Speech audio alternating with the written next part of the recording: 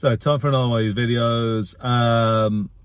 I have, since the last one, I have made more lentils. I am now out of lentils.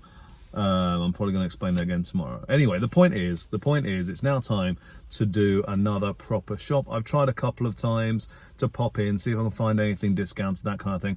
But we are pretty deep in at the moment. I think I've got something like £9 available for me, like £8.97 or something stupid like that. But the point is, I've got money, kind of. So, you know, being that choir's off this week, which means I'm not going to be doing lots of going out, so I've had to come out specifically. But obviously, I'm not specifically coming out for this, otherwise I'd have to pay for the fuel. And that is apparently 1.2 kilowatt hours that I've used so far of electricity in my car. But I don't have to, because I needed petrol anyway. So I have come to this Sainsbury's. Can we see? There we go. I've come to this Sainsbury's where there is a petrol station, and therefore I'm going to fill up with petrol for my range extension, because there's nothing worse than running out when I'm in a hurry to go somewhere. So it's always responsible to go out and do that when you've got time, you know. Mend the roof while the sun's out. Obviously it's raining anyway. So yeah, that's what I'm here for. I specifically came to a Sainsbury's as well, because apart from it having a convenient petrol station, is I've discovered that the wholemeal flour in Sainsbury's appears to be cheaper than it is in Tesco. So I'm going to go with that. I'm also doing this at around 6 p.m. so hopefully we're going to find some discounts, some bargains. If I don't like how much discounts and bargains I'm getting, there is a big old Tesco on the way home. So we are Tesco's as to Sainsbury's akimbo around these parts. So there we go. That's what we're doing. And yeah, I'm going to try for a lasagna. I have a recipe for lasagna. I don't think I'm going to be able to use all the ingredients in that recipe, but I'm going to see what ingredients I can manage for the money. Ideally, I don't want to use all the money either, but let's see how it goes. Yeah, so hopefully next time you see me, I'm going to have a load of ingredients in front of me and be ready to cook. Okay. Poaching has happened. Let's make a lasagna. Right, so this time around I am following a recipe of sorts, in that I have had to replace a lot of the ingredients. So this one is the sorted food ragu lasagna recipe. So if you want to follow along at home, it's extremely different. So hang on, take a look at that. That looks wonky. Boom. There you go. You need that straight.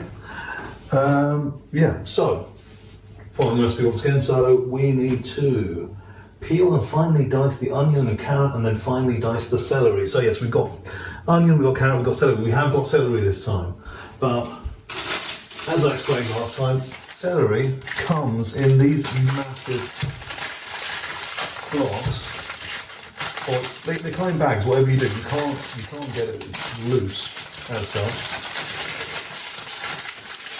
All this packaging.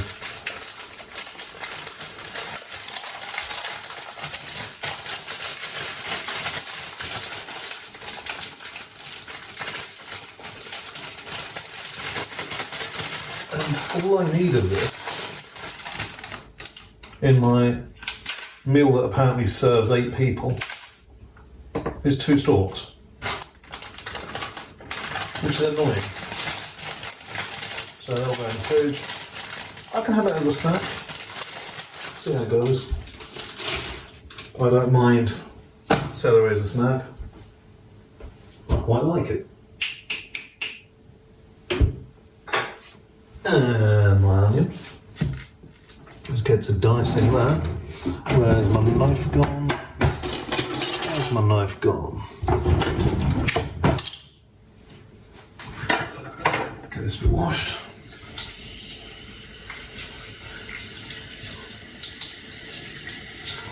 Should I be using the white bit at the bottom? Who knows?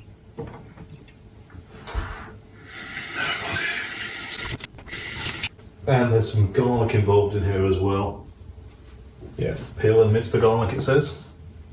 But you'll remember I already had garlic from last time, so that's something I've saved money on.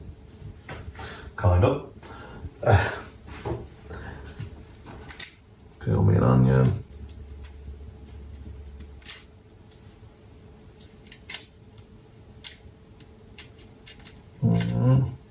Now, while I was shopping, it turns out that people have been panic buying because of coronavirus.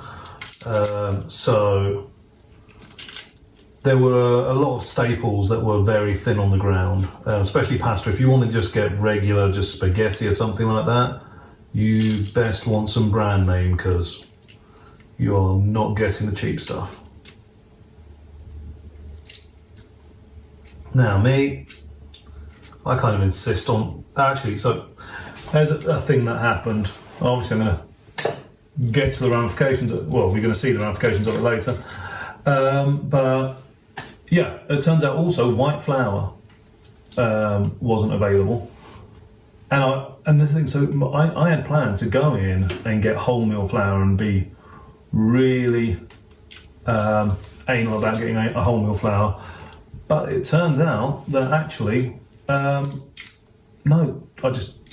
not enough money was in there, and I've had to make a lot of sacrifice in this recipe.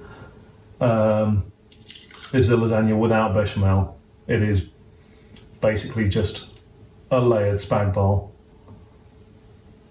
So yeah, so even though I was planning to, you know, put my principles aside and not do the wholemeal flour, it didn't matter because I couldn't find any white flour anyway, and yeah, there you go. So actually it was just no flour at all. Now I had been considering was making my own pasta. I'd found a recipe for dry pasta, but yeah, I don't think that's going to work out for me.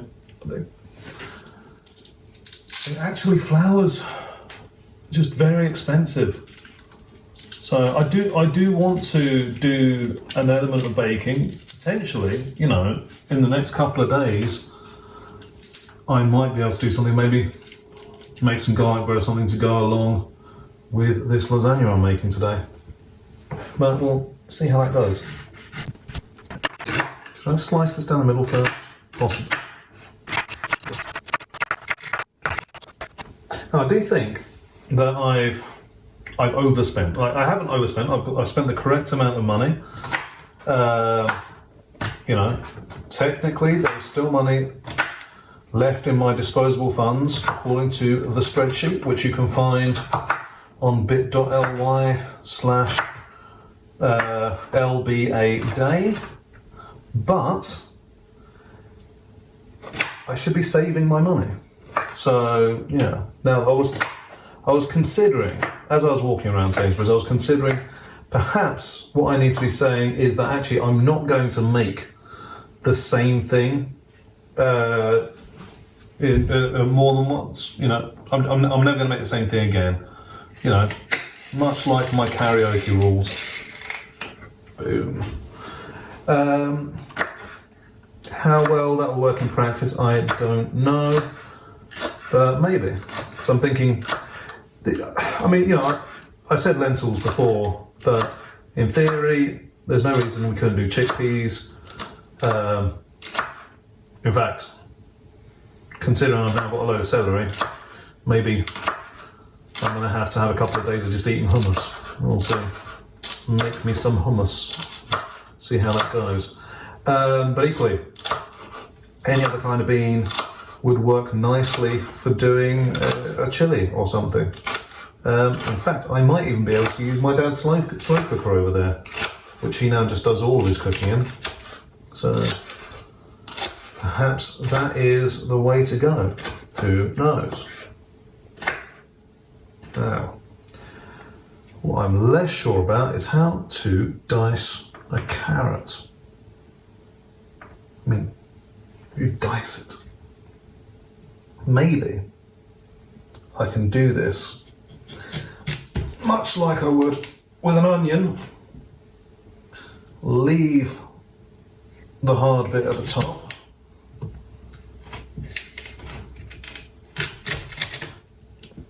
And do the rest of it.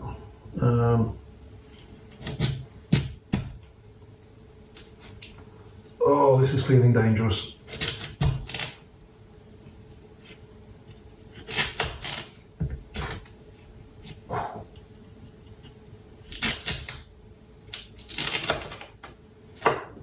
Oh, no, that's gone weird for me.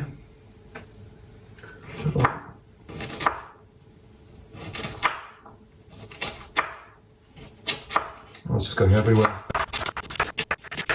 The thing is, I've done this before. I've made a lasagna before, so I must have gotten this part right before.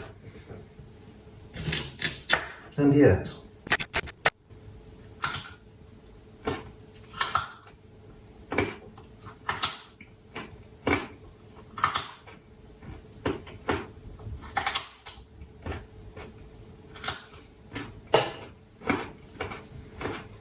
alright.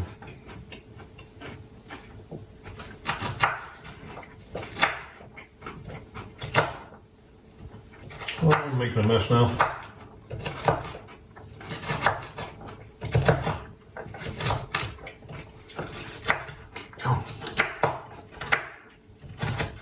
Oh, something's the wrong type of crunchy in that. Oh. There's a possibility that I need a bigger chopping board. But fine. I will use a bowl. We're going to have to assume that this is a clean work surface, because what else am I going to do? Boom.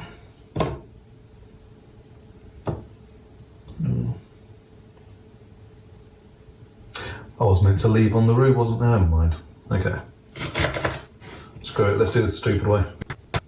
I'm going to try holding this together. It's probably not going to work. Once again, finely diced, very relative term, you know. It's finer than it was.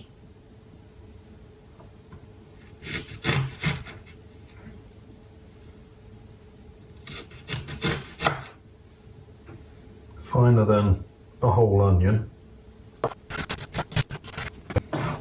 Now, it did say 2 cloves, but I was once taught by a Valencian woman that it is bad luck to use it's bad luck to throw away your clove. But yeah, there is bad luck to use an even number of cloves of garlic. Now, I don't know if that was specifically for making garlic mayonnaise, but I'm going to run with it anyway. Now, the trick is, just use 2 weeny ones, and that way it'll all come together. I say this, once again, this is not a cookery show. I am not a chef. Do not pay attention to anything I recommend in the kitchen. As I'm sure you are soon going to see, I have stupid ideas for how cooking can work. And I'm sure that will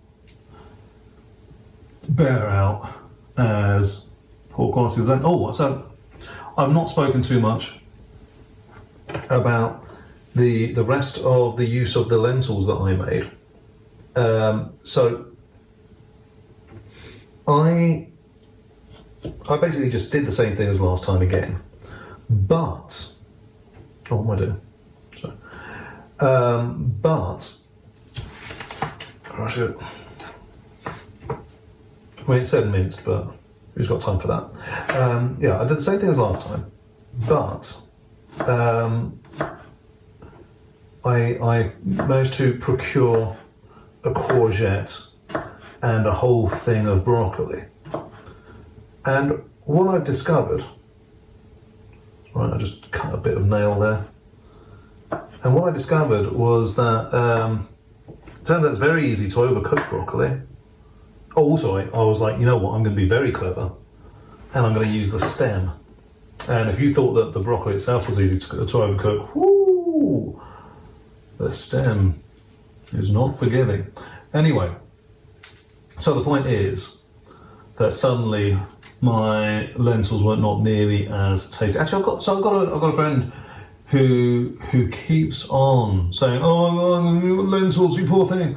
Like, I really like lentils. Lentils are delicious. I'd be very happy. Like, I regularly tell people that, you know, my favourite food is lentils. So, you know, this is not a problem for me in the slightest. But anyway, yeah, lentils are great.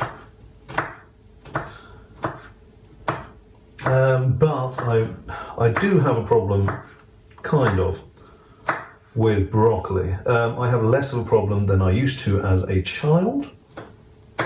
I still have a massive problem with cauliflower, but it turns out that if you overcook your broccoli, then you are going to end up with some very cauliflowery overtones.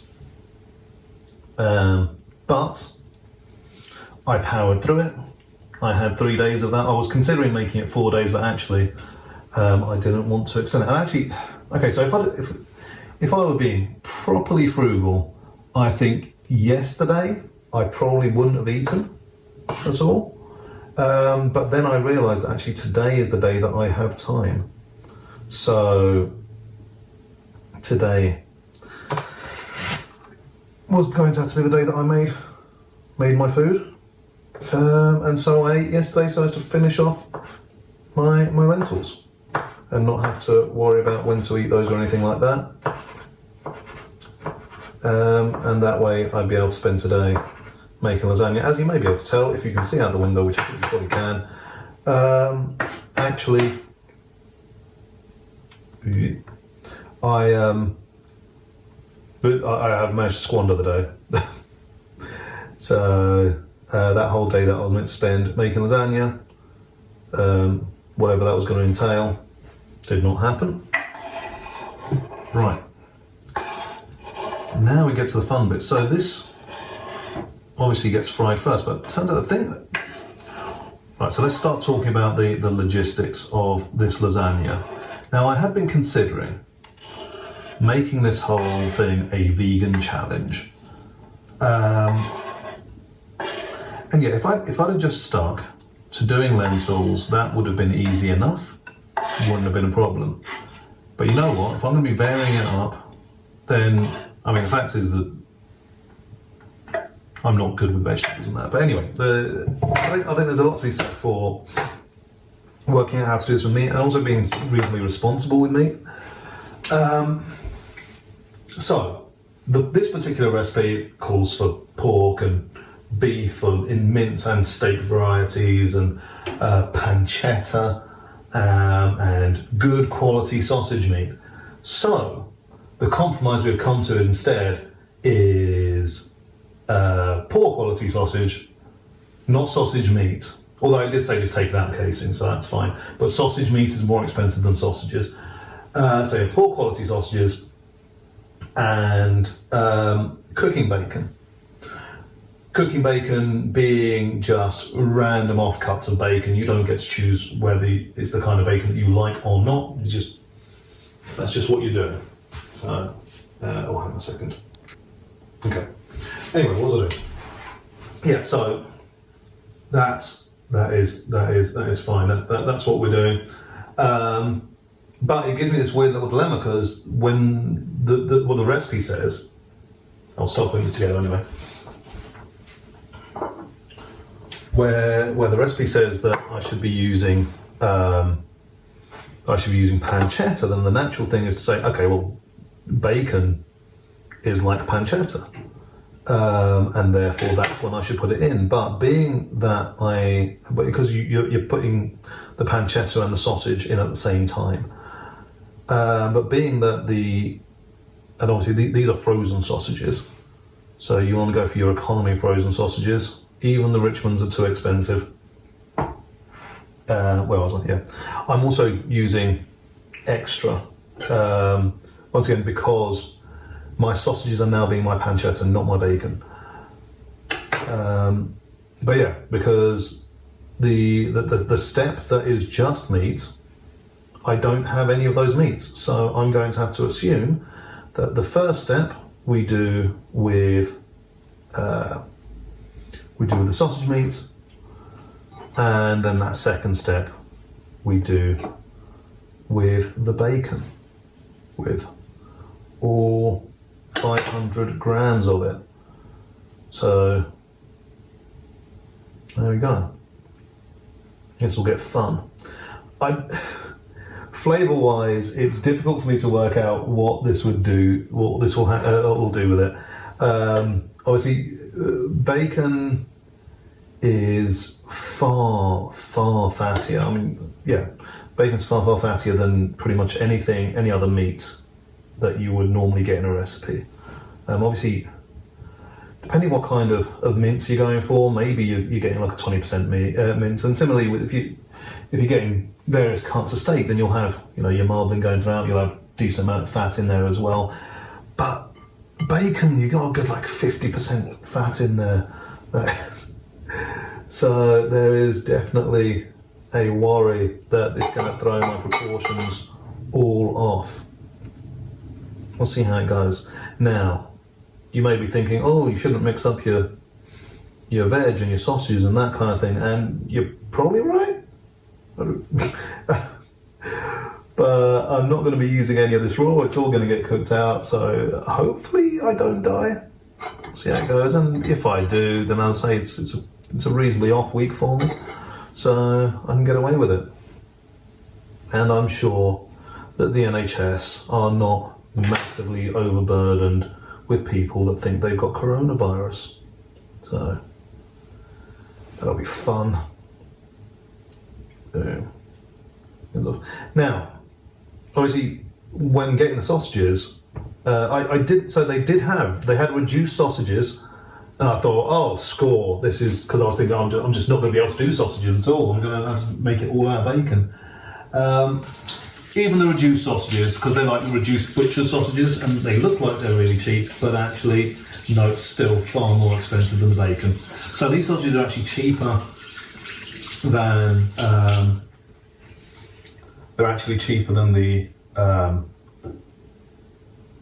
than the bacon, and the bacon is already, by far, until I found the sausage aisle, the bacon was already by far the cheapest thing you could find. Like no other meat comes close to it. I think possibly Sainsbury's does like expensive luncheon meat, so maybe there's a way around that.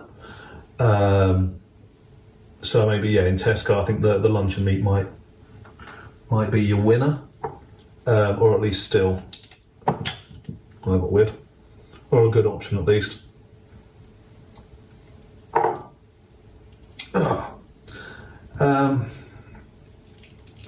Oh wow, that's still frozen. Hopefully that's going to sort itself out. And I say, so yeah, I've been considering doing mostly vegan for this to see how it works, but I think the variety is going to be more interesting. And actually, once again, I think I mentioned this last time, there's a lot to be said for just not using good meat, not using, what we would traditionally consider decent meat. This is not going to be the kind of cuts of meat that you would normally be buying. This was not otherwise going to be a chop of some sort. This is definitely lips and bums. There you go, come on. I say definitely, I have no idea, I've not even looked at the ingredients. Presumably it will say reconstituted pork or something. And so the bacon, obviously, right, so bacon is always going to be the belly. There's always going to be, a specific part of it. But, that being said, come on. There we go. But it is still random offcuts, that is still what in the textile industry might call garbage. Yeah. So I'd say we're still doing well on that. Right.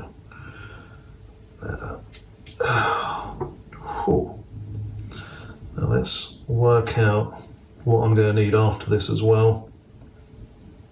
As with last time, we want to get our mies firmly on place. Make sure everything's ready to go so I'm not panicking later that everything's gone wrong. Now I say that, obviously that's going to kind of ruin my garlic, but what have I done? This is all going wrong for me. Because I think garlic is one of these things that once you break it open, you're against the clock. It's kind of like baking powder or something. Once it gets going, it's going, and you need to use it quick. But there you go. If it's going in at the beginning of the cooking process, I'm losing all that flavour anyway. Or at least that really pungent garlicky flavour is going. So, there we go.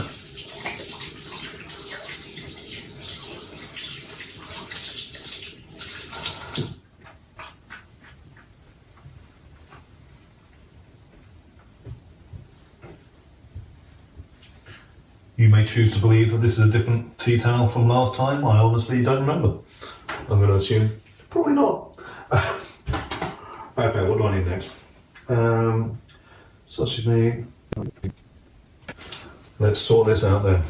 The meat is the next thing that we're going to need in there.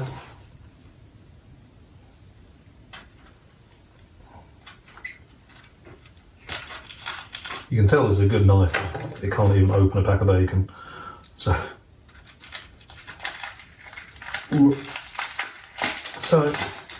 I'll say, this is all meant to be mincemeat. It's not going to be that. I did get 500 grams. So yeah, it's 500 grams, all good, all good, all good. Yeah, we're fine. Yeah. So as you can see here, this here is not the kind of sexy bit of bacon that you're expecting to see anywhere. Sometimes you'll get these and it will just be a pack of bacon. So here you can see we're getting a lot of middle in there. And sometimes you'll get these and they'll just basically be like gammon steaks, effectively. Yeah, this is all just a mess, which is what we wanted. It's not getting thrown away, it's getting used as food. Human food for humans. Yeah, I have no idea how to cut meat. Now, to put it into perspective, I think normally when you get a pack of bacon, one of the packs is 250 grams. So this is basically just 2 packs of bacon. Just going for it.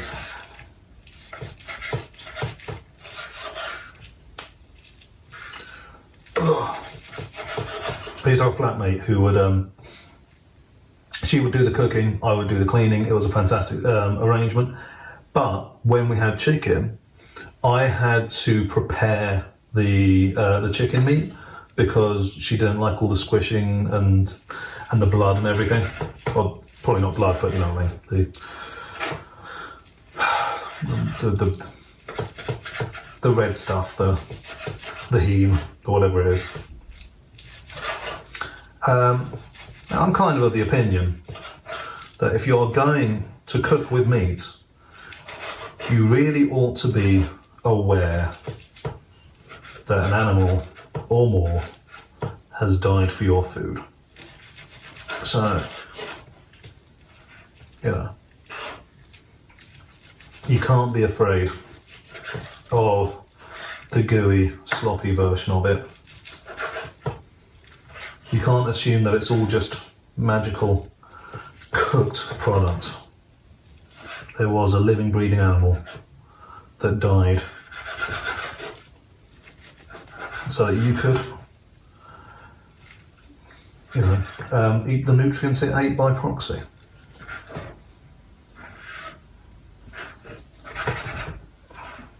Once again, it is a ridiculous thing that this is often going to be a cheaper way of getting a lot of your nutrients than just getting the veg that it came from. But there we are. I was looking the other day at whether I could make my own Marmite and that, and actually maybe, but it's like a 2-day cooking process for it, and I need to find me some brewer's yeast. I've got a feeling brewer's yeast is going to be extremely expensive. So if anyone is going to a brewery and is able to scam some yeast off them, let me know. Assuming you can get it for actually no, I can't do that, can I? Maybe I can. Okay, if I go to a brewery, let me know which brewery lets you scam yeast, and I'll get right on that. I won't. I might, you never know. We'll see how it goes. Well, actually, I'm not giving you the whole Marmite story. So, this past week, if you look at the spreadsheet, you will notice that I've had effectively a whole week of not buying anything. And a big part of that was because it was conference season. I say conference, we had a conference on. It should be conference season, but because of coronavirus, actually half our conferences have been cancelled. Potentially we'll see there's meant to be another conference in 2 weeks. Whether that's still on, don't know. But the point is, at conferences you get food. So that's it. Okay, I think I've clasped enough maize. The point is you get loads of food. And that is what I'm going to suggest is legitimately free food. It's not because I'm homeless or anything, it's because I'm there and it's complimentary, it comes with the job or the function that you're attending.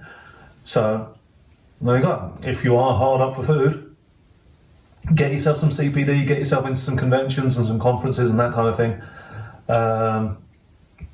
and see if that's a good way around that. So, right. There's a couple of things I need to do. So I need to get the sausage in first, get that cooking, get that a little bit sticky, then the veg goes in, get that, working out what it's doing, and then put that in. Now, it says here to chuck some olive oil in. Now, olive oil is a stupid plan, because olive oil is like 3 times the price. Even the cheap olive oil is stupid expensive, so I've gone for sunflower oil, which is the same price as vegetable oil, and I just picked one, whatever. Supposedly it has a higher smoke point, I don't know. So we're going to do that. Right. Okay.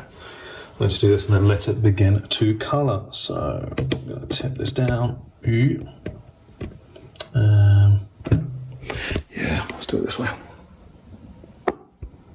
You know what we're doing this time. Hopefully we've learnt all our lessons. Oh, actually, yeah, that kind of works. Look at that. Fantastic.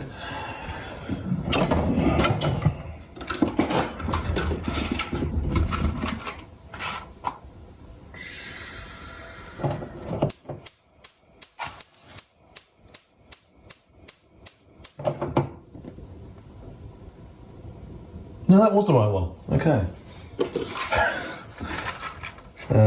Now, being that I'm seedy, I'm going to do this, just in case there's something to catch on fire there. Okay, let's try this the other way around.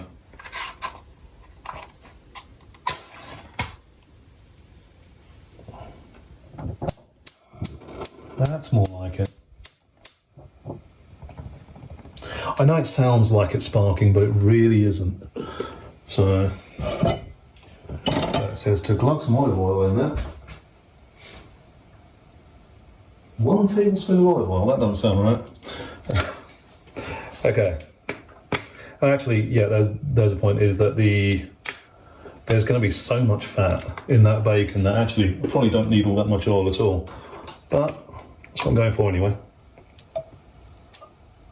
That's definitely more than a tablespoon.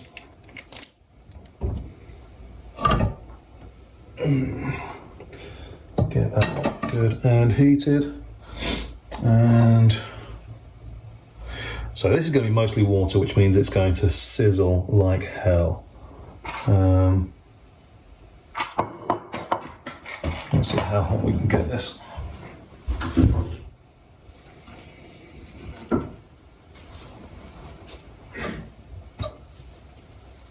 Sizzling a bit. Open the window. Hello. Hello. Looking like it's working out for you. Can find out. Hey, I've had to replace half the ingredients with different ingredients. So all my mince and steak is now bacon. Right. Okay. And the sausages are still sausages, but my bacon is now sausage as well. Right. Yeah, we'll see how that goes. Because it turns out these are the cheapest things you can get meat-wise. Yeah, probably. So I think it's actually you can get liver sausage cheaper. But it was actually more expensive at Sainsbury's, so there we go.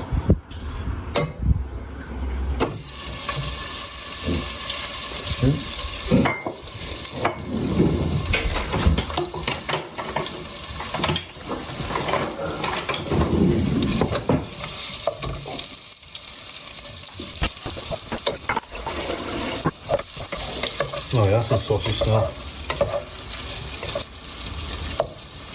I've not checked if we've got any appropriate trays. I hope we do. Otherwise this is going to become problematic.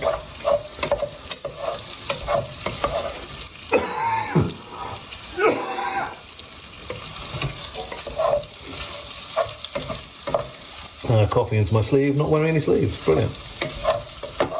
Apparently in 2 weeks' time, the kind of cough that I've got means that I'm going to have to self-isolate for a week. So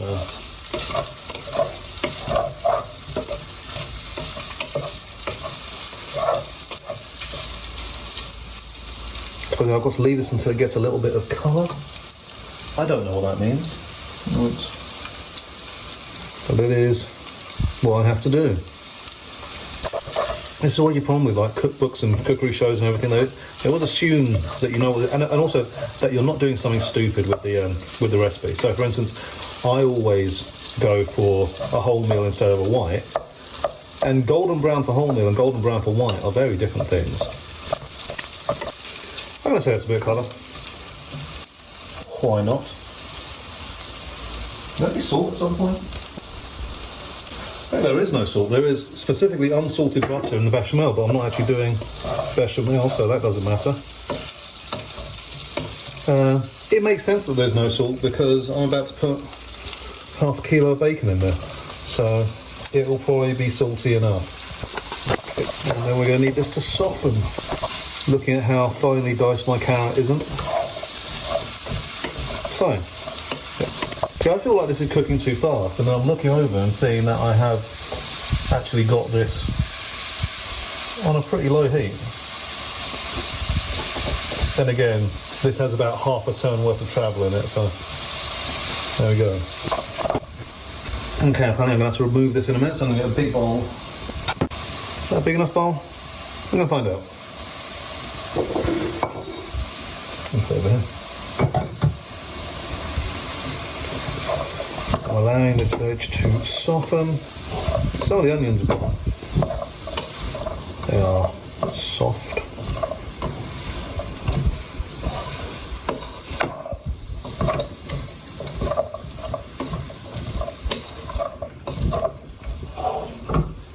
It's still cooking, yeah. I feel like I probably didn't allow this to get enough colour in the sausage, but there we go. What are you going to do? Live and learn. Now it occurs to me, the recipe asks for beef stock, but it also asks for a lot of beef. So I got the beef stock, but then I didn't get any beef. Should I have gone for a pork stock? Should I have gone for a chicken stock and really throw things off? I didn't get any chicken. Yeah, because a lot of things occur to me. I like saying that a lot. Possibly chicken might have been cheaper than bacon and sausage. I don't know. But I also feel like chickens are probably treated worse than pigs. So, and presumably, actually, there might be some beef in the sausage. I don't know. There's no way of knowing without looking at the bag, and that's all the way over there. So, never going to happen. I mean, a lot of this recipe is going to be me being lazy, because can I be bothered to work out? I mean, can I be bothered to work out when it's soft, when it's softened?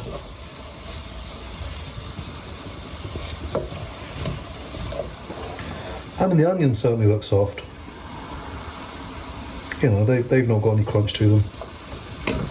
Let's call that enough. That's fine.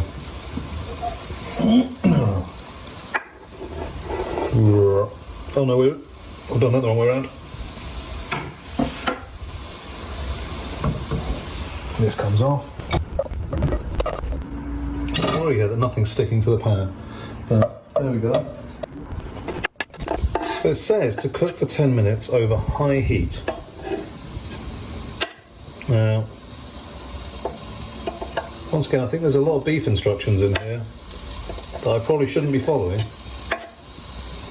but I've not got anything sticking to the pan, so, you know, I need to get me something sticking to the pan.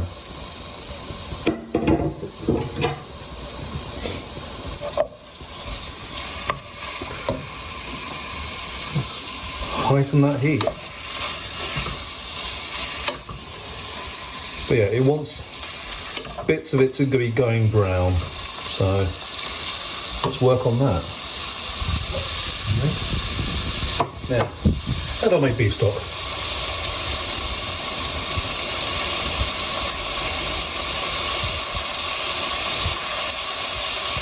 Literally just put it in and stir. Awesome. And this is beef extract. It's not vegan beef stock either.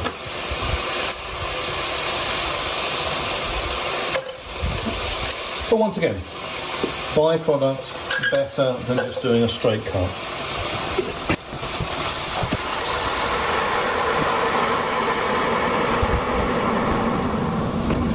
Oh. Well, this is mostly liquid. So this is going to be your obvious problem with using the cheapest possible bacon, is that is a lot of water in with that fat. Stop stirring. So I'm just going to have to leave that to boil off.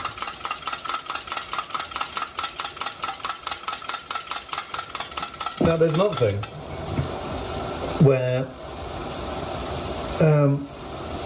being that I'm not using bechamel, there's an assumption that there is bechamel in the sauce, and that potentially that is where the liquid that's going to hydrate the pasta is going to come from. So I may have to make the sauce extra saucy. I don't know.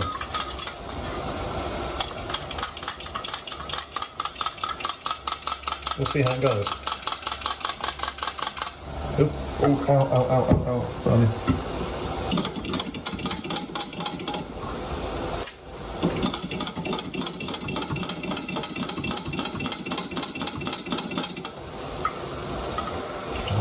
Still chunks in there. I mean, that's an unpleasant colour all round, is in there.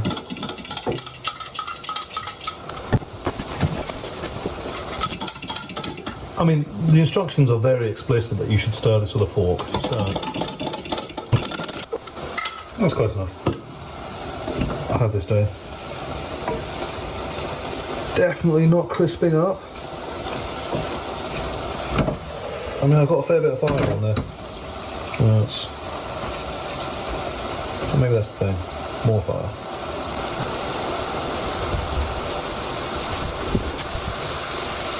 It does specifically say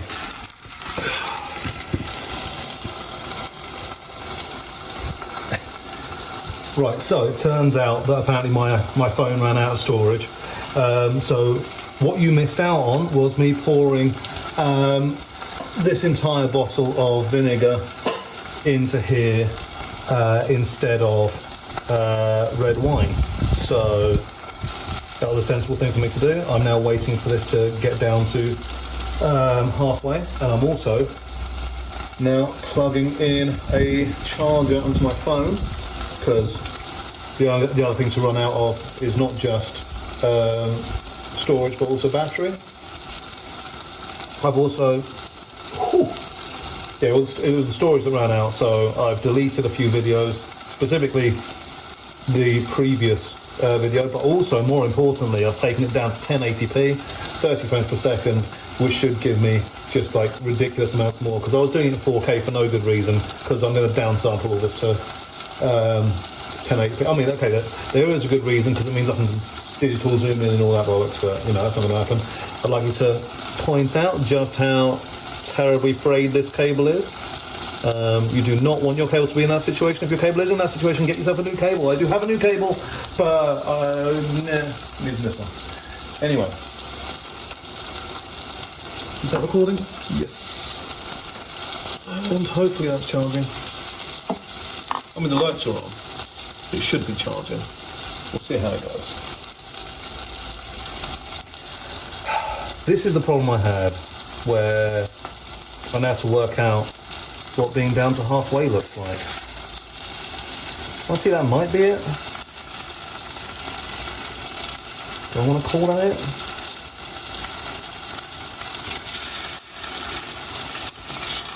You know what? Yes, I do want to call that it. So in theory, this should be getting a lot of the crap off the bottom, so I can actually get that flavour into my sauce. In practice, I'm not sure it is doing that at all. But let's just scrape it anyway and make sure it all comes up. Yeah. Oh yeah, there's some burnt bits in there. Okay, now I need to add in my stock. Oh wait, not all of it, right? How much stock do I actually need?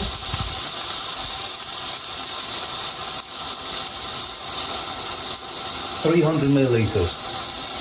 So I need to get this down to where it only says 200.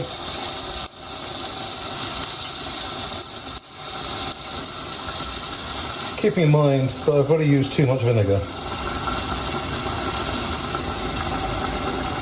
So why not use a little bit too much stock as well? Okay, that's good.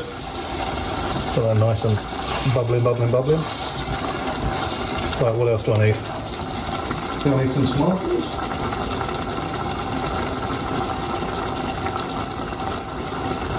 Oh!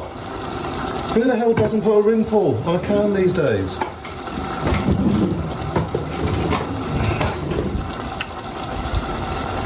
See, is this a magic can or a magic can't?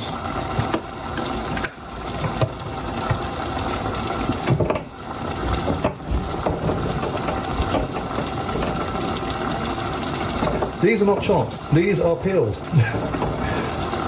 Oh, this is a fun problem to have. Okay.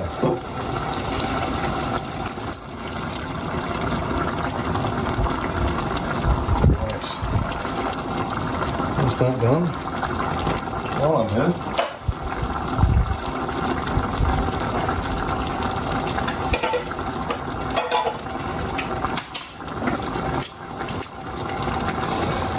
I'm going to need,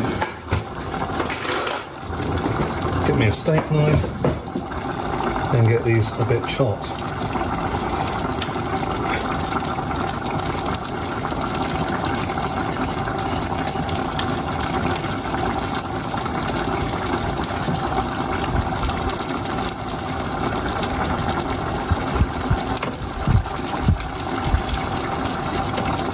I mean, how chopped are chopped tomatoes really?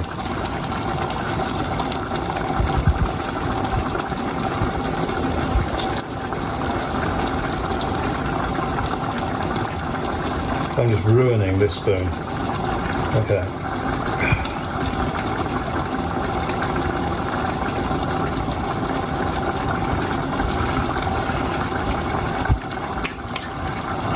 I think I hear a fox. I'd say that is, oh no, that wasn't chopping at all. That is all still very much one whole tomato. So it says bring it to a boil and then back down to a simmer.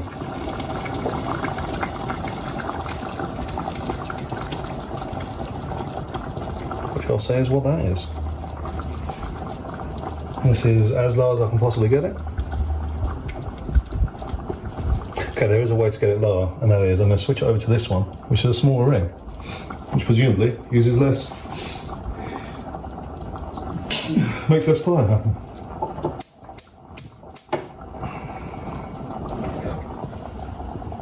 That feels like a sensible way to get it as low as possible. Okay, get this lid on it, even though I'm pretty sure it's not been cleaned. Oh no, it's just the top hasn't been cleaned, it's fine. Do I actually want to pop a lid on it? Is that what it says?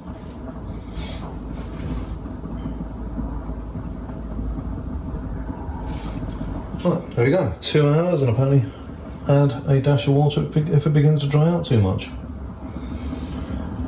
Get on that then. I suppose I've got to clean up. First things first, what to do with all this beef stock? I think we all know the answer to that is to drink it. So I'm not saying this is a pleasant thing to do, but we can't just waste it. And being that I'm probably not going to cook for another 4 days. Yep, that is. It's like instant noodle soup, isn't it? There was a while where what I used to do was buy myself some like cheap vermicelli noodles and just stock and try and make instant noodles out of that. It's not really the same. And I'm not sure it's actually any cheaper. I get the feeling it's actually not cheaper at all. Right, let's clean up a bit while I'm here. No. So it's here.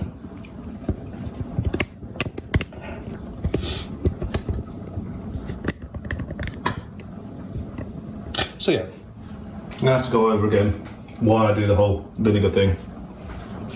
Lift that further.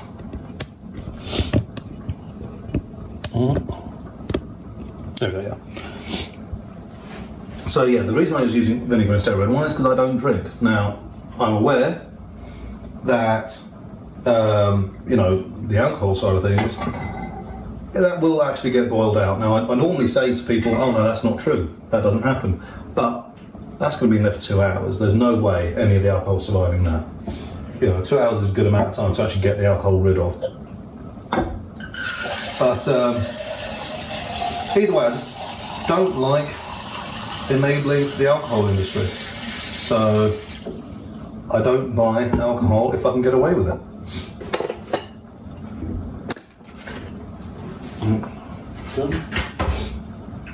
You know?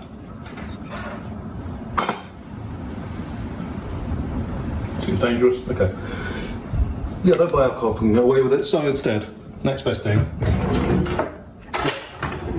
Normally, next best thing is something like this, some red wine vinegar. But the problem is that's much more expensive than just malt vinegar. I did consider just going for distilled vinegar, which is to say, you know, window cleaner. But I thought better of it. So there we go. I mean, maybe it works, you know. If people regularly use distilled vinegar in their food, let me know. Might be a way to go, because I've apparently now used all my... I did not realise, you know, I was going to need that much of it, actually. I mean, technically, I didn't need that much of it. I've used 284 grams instead of millilitres instead of the 250 millilitres that the recipe called for, but being that my measuring jug was holding stock, then what could I do? I do worry about how cleaning products are at all supposed to clean anything. How you're supposed to clean things without definitely cross-contaminating everything constantly. What else are you going to do?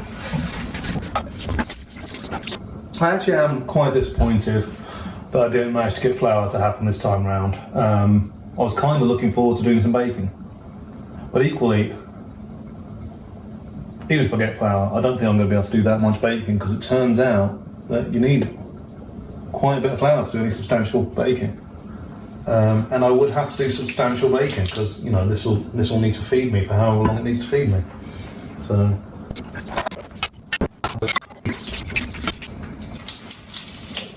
But of course, once I do get bread going, then I'm going to have to make some sausage sandwiches. Oh shit, I've not checked the time.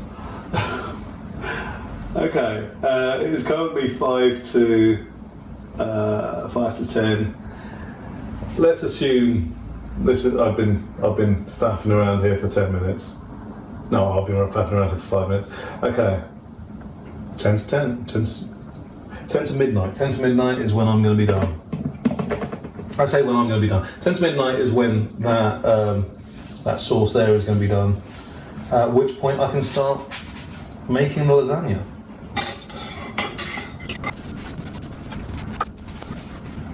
This isn't actually part of the cooking process, but it is still very important.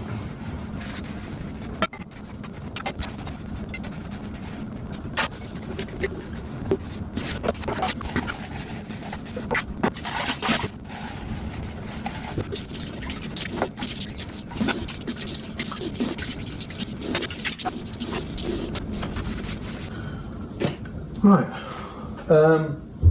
Yeah, I'm not going to bother videoing that pot simmering. I mean, if something goes weird, then actually that would have been a good idea, but that's not what I'm going to do. So, oh hello. So, yeah, I'm going to leave it there. And then come back when I've got the rest of it to do. So, we're back in. It's now 10 to midnight, and this, although it's still wet on top, down the bottom, that is proper stuck on. I'm guessing somewhat burnt, but anyway. So, but I mean, the wet on top is probably a good thing, because as I say, we need it to moisturize the lasagna sheets. So I'm not sure if I mentioned this earlier, we are using actual lasagna sheets. They cost well, of the stuff I could find, they cost the same as non-whole wheat, so have it. Right, put the oven on to 180.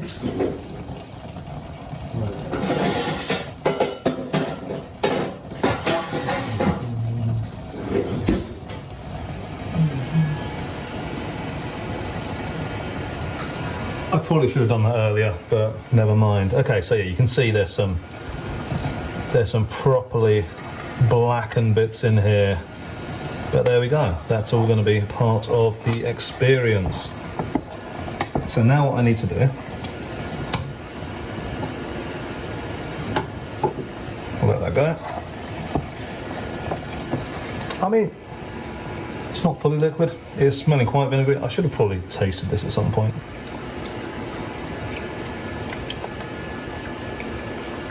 Oh, that's a whole flavour. Okay. So I need a baking dish of some sort. I think this will do. There was another one which I was going to use, but it had some dubious stains in it, so let's not use that. I'm still going to wash this because I say wash. It's not enough to get coronavirus out, but it'll do. Okay. So we get a layer of that in. In theory, I should get 3 layers out of this. Oh, hello. I don't know when that all spilt out. Yeah. So I didn't get bechamel, but I do have some cheese. So there should still be a little bit of texture going on.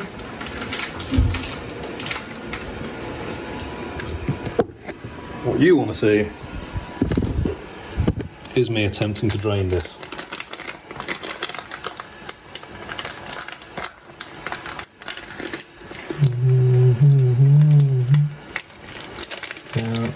Squeeze, squeeze, squeeze, squeeze. I don't know if I need to squeeze it, I don't know if that's... Maybe I want some moisture in there. Maybe that's a good thing. But there we go, okay. We'll assume that I'm going to do that another twice. Yeah, that's good talking.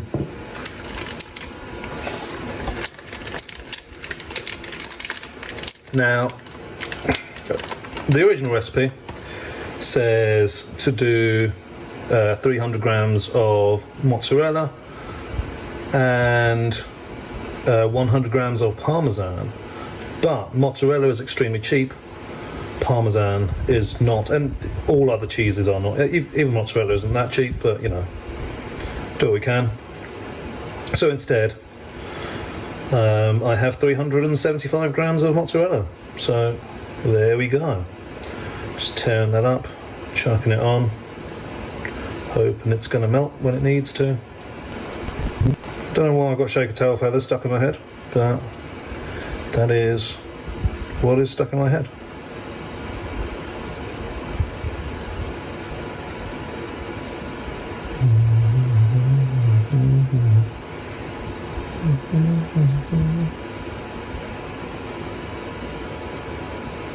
And presumably when this melts it'll spread itself out a little bit, so it's not vital that I cover every square millimetre of it, but it's nice to. And presumably do I want the top layer to be, I'll put a little bit on top, but we'll see how it goes. Okay. I can eat that. Let's cover this lasagna box in cheese.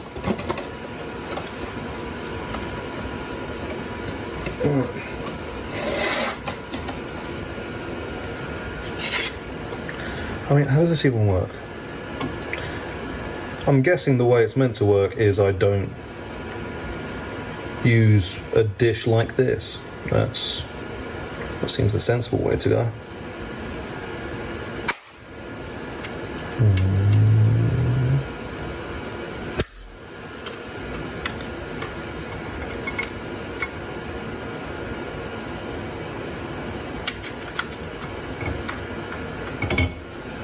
Yeah, definitely need a bigger dish. In fact, actually, there might just not be enough room. There is literally not enough room here. New plan then.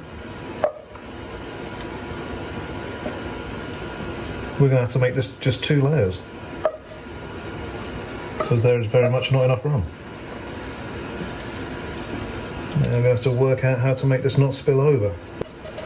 That does now mean I've got too much cheese, so I'll have to work out something to do with the rest of my cheese. Things like that. Right. I mean, it's not disgusting. It is quite salty.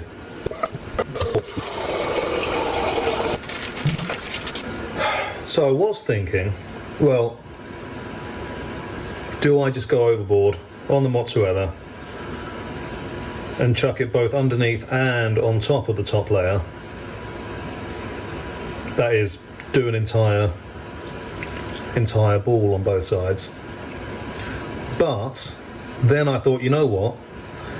I've got tomato paste. So actually what I should do, I mean, apart from the fact that I should try and make a veggie lasagna at some point and see the difference, taste the difference. Obviously not, because, you know, Sainsbury's. But yeah, apart from the fact that I need to do that, because apparently I've just got ridiculous amounts of lasagna left, which I need to use up, because that's obviously the more important part of saving money, is not so much not buying expensive things, is making sure you don't let anything go to waste. And being that I've spent all my money on this, then I really need to make sure that I don't let anything go to waste. So, put that on top of there. How did I do this last time? That's how I'm doing it this time.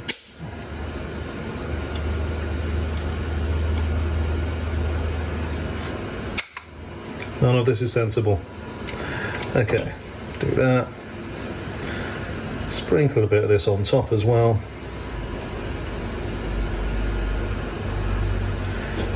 This is not how this is meant to work. But screw it.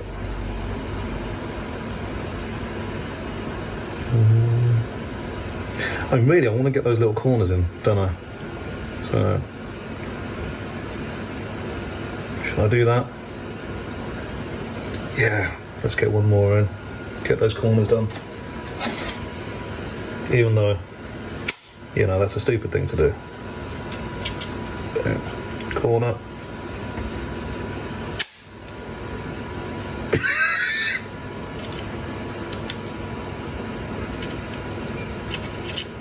Corner.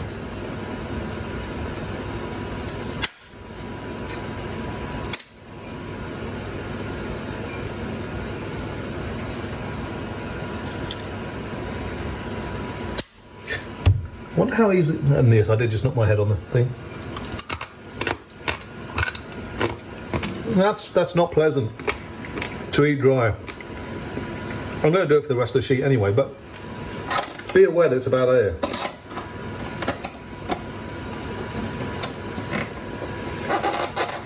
So yes, the conclusion here is I will not use the extra ball of mozzarella.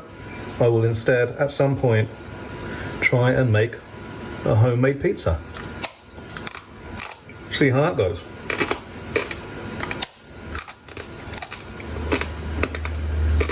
I'll clean that up.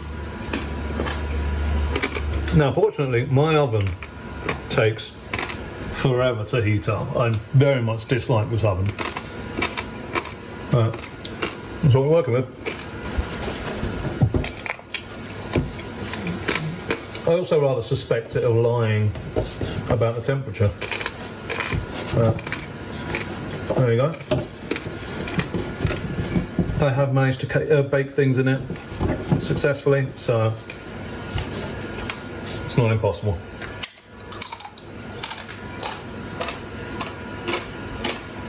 It's mostly the microwave that's the real problem.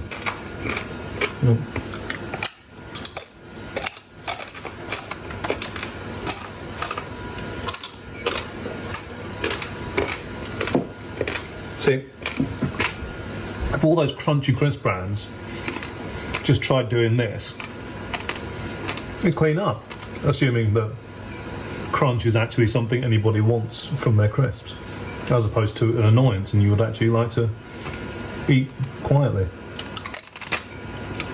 No.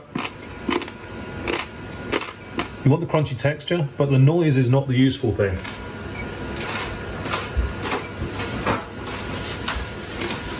Just realised there's a whole mess here. This must have all spilt out at some point. Presumably, when I look back, there's going to be a video of me, well, there's going to be a bit of footage of me just tipping it all over the place. And I'll be like, ah, that's what I did. Oh. Right, how close are we? Oh. Still on 120. Oh, I mean, I could just put it in now. Actually, no, I could put things away is what I could do. And everything else, I think, has to go upstairs.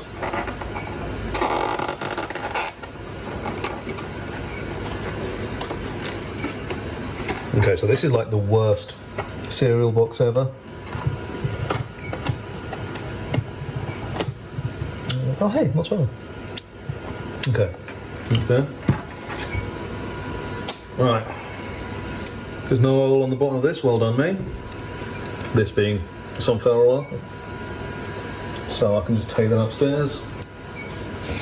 I'm keeping all the dry goods in my bedroom because I want to see if I can attract mice there or something, I don't know. We'll see how it goes. I'll be right back.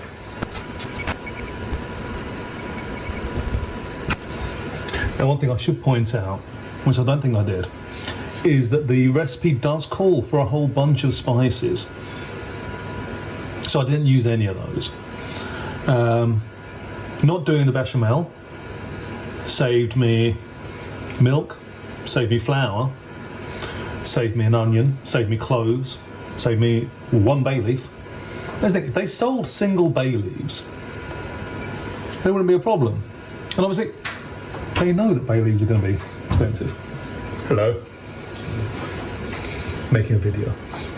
Making a video. Yes, that's all right. What's the waiting for? I'll just put it your way. That's all right.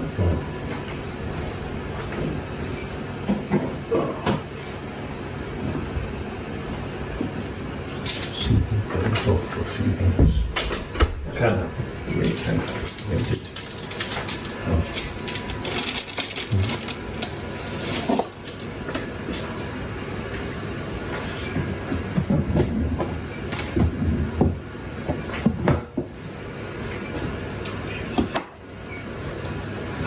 No. See you.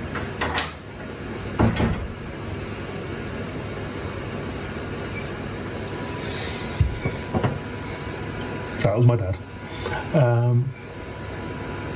Yeah, they know full well that the only thing you ever use a bay leaf for is a single bay leaf for whatever it is. And yet they don't sell them in individual bay leaves. It would be so simple for them to sell them in individual bay leaves. I mean, it would be, it'd be a complete ball ache because they weigh nothing. It's a massive scam is the bay leaf. I mean, a lot of the herbs are a massive scam. Oh, that's the point. All these spices, just massive scams. All of them. How dare they? Right. Figure out which rack I need to put this on. It just says place in the oven. It doesn't say a shelf. What am I going to do?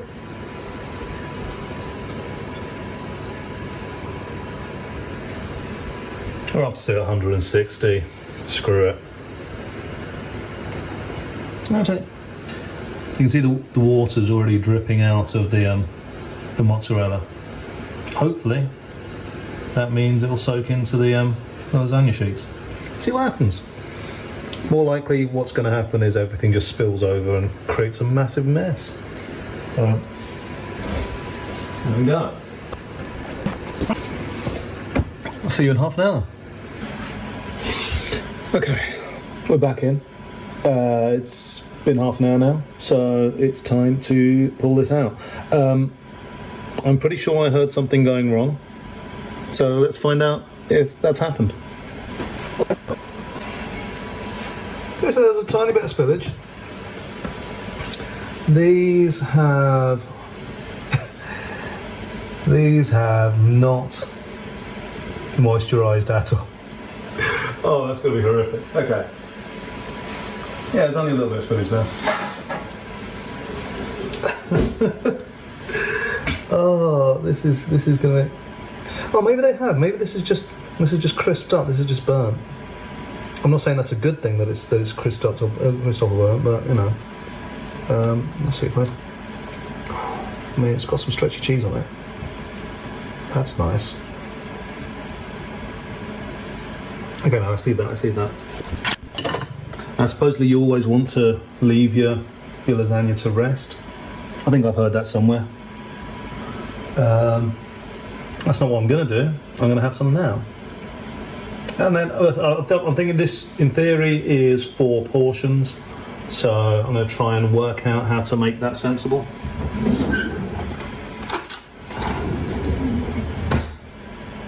think actually just okay. This.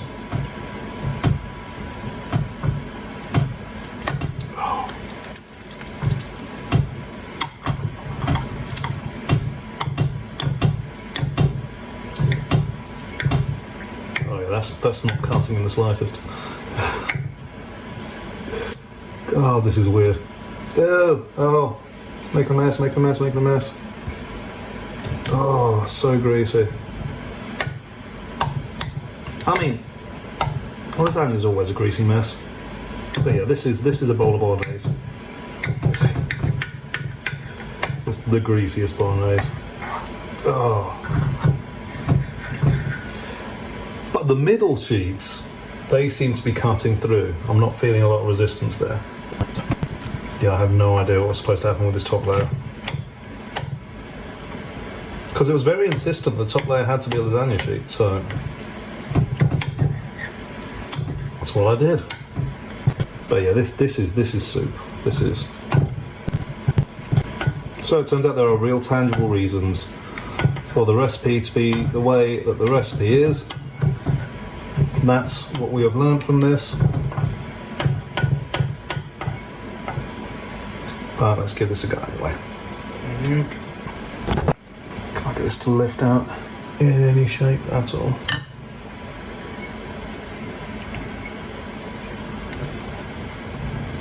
Okay, spatula is very much not the order of the day for this, but that's what we're doing.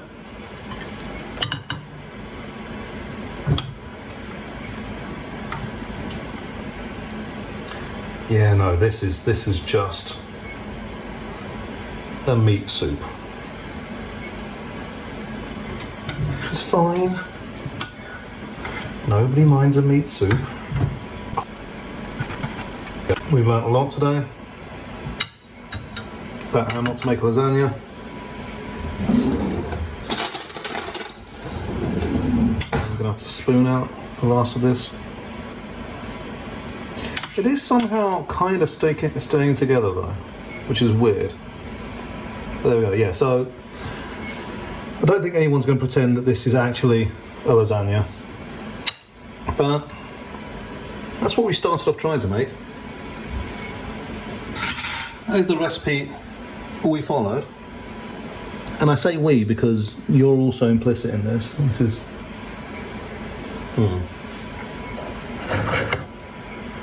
So I need to mop up some of this.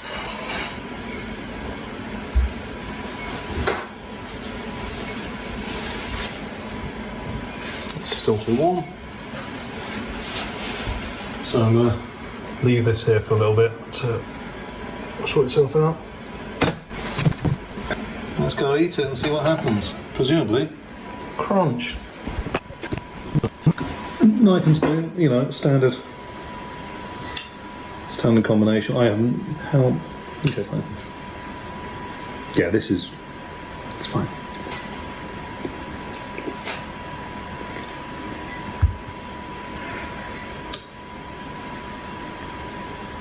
It's definitely savoury.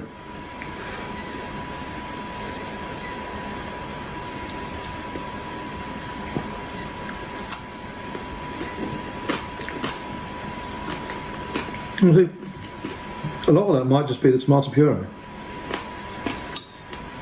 Oh, that's powerful. Let's get a bit of that crunch in there. Oh,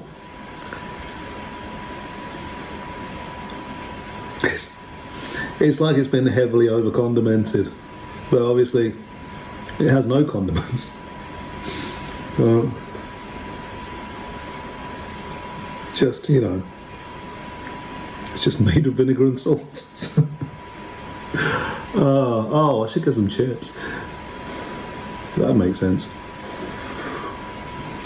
I do love me some salt and vinegar though, so I'm going to live with that. I mean, I'm happier eating this than the broccoli. So, I'm not sure my arteries will be. This is a big old plate of cardiovascular disease and cancer. I mean, the crunchy bit isn't nearly as bad as eating the raw lasagna sheet. So I think it is actually that it's just burnt, it's just crispy on top.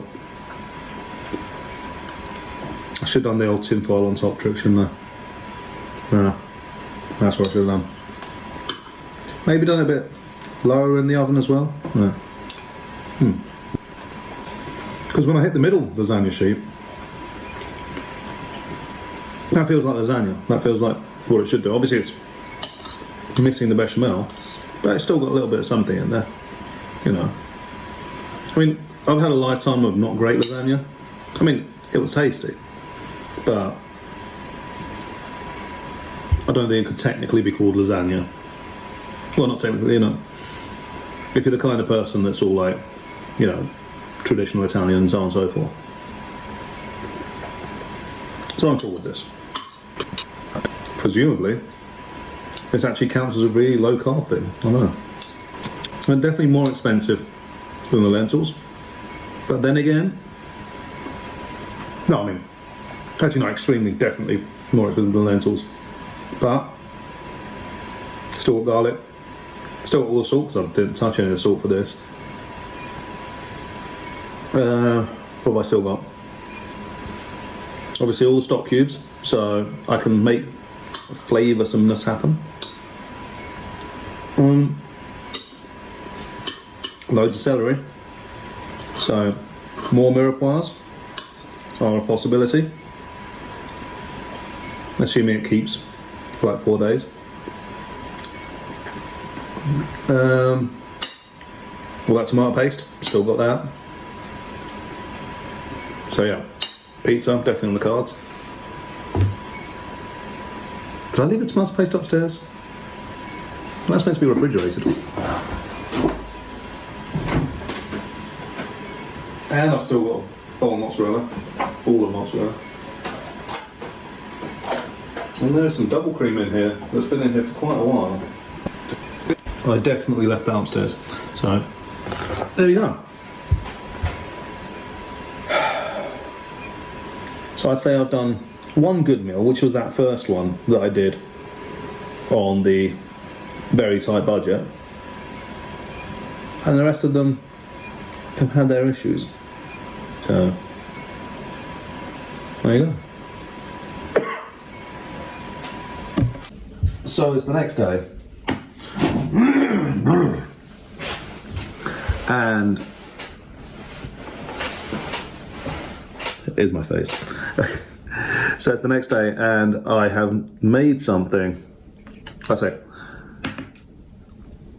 this now looks kind of more like a lasagna. It looked more like a lasagna before it went into the microwave. Potentially it shouldn't have gone into the microwave. I should have just had it cold, see what happened.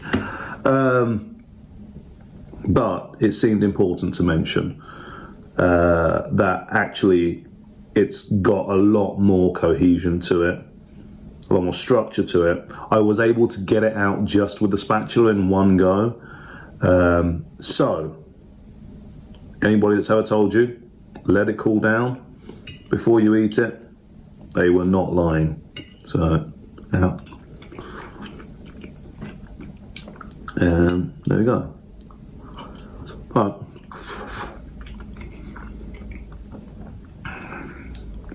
and the flavour is different as well. I mean, it's still not necessarily what you want from lasagna, but it's got its own flavour, which may be, you know, that whole half a kilo of bacon flavour. If that's what you're going for, then maybe that works. So.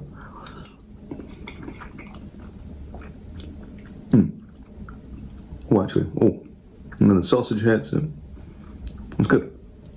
So, the other thing I wanted to mention is a story from many years back. So, back when I used to work in an Apple store, it was in a shopping centre.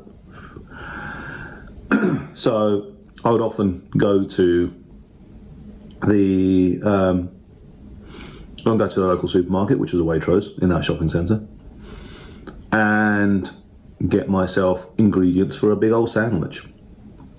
And in that, I'd always have it as a lining, which might be some sort of ham or something. Equally, it might be like some sort of leafy thing, whatever it was. A filling, which is normally going to be blocks or chunks of something, and a lubricant, which could be, you know, a sauce. It could be a hummus, whatever it was. And one time, I decided my filling was going to be pancetta. And I only realised when I got back to the when I got back to work kitchen, that it needed cooking. You know, I couldn't just have raw pancetta in there. But I thought, you know what? Fine. I know what I can do. I'll just chuck it in the microwave. You know, it might not be the ideal way to cook it, but it'll do it. So I think I put it on a paper plate, possibly just a paper towel, and put it in there. And then a couple minutes later, just the entire microwave flooded with grease, because they are greasy boys. So do not microwave pancetta on a paper plate, because it will not survive it, and you will then be left having to clean up that microwave. And what I'm saying is, that is a lesson I probably should have learned before doing this, because pancetta and bacon are very similar things. But there we go. That is what I did. And you can see, this now has two distinct layers going on. It's not just slop like it was yesterday. So that's why you leave your lasagna to rest. Then, when I finish this, I'm going to have to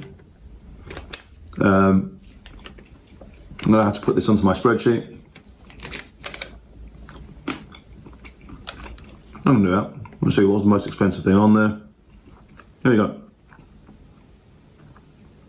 The sausages, the oil, the bacon. I did say before that your key to getting this done right is going to be to go vegetarian on it, to go vegan on it. I can't say that I'm all that wrong, you know. I'll say this is the cheapest meat you can get, and still it's not really working out for me. Whereas, you know, going for lentils or something like that, you're going to get a lot more bang for your buck, especially if you can get those larger sizes. You know,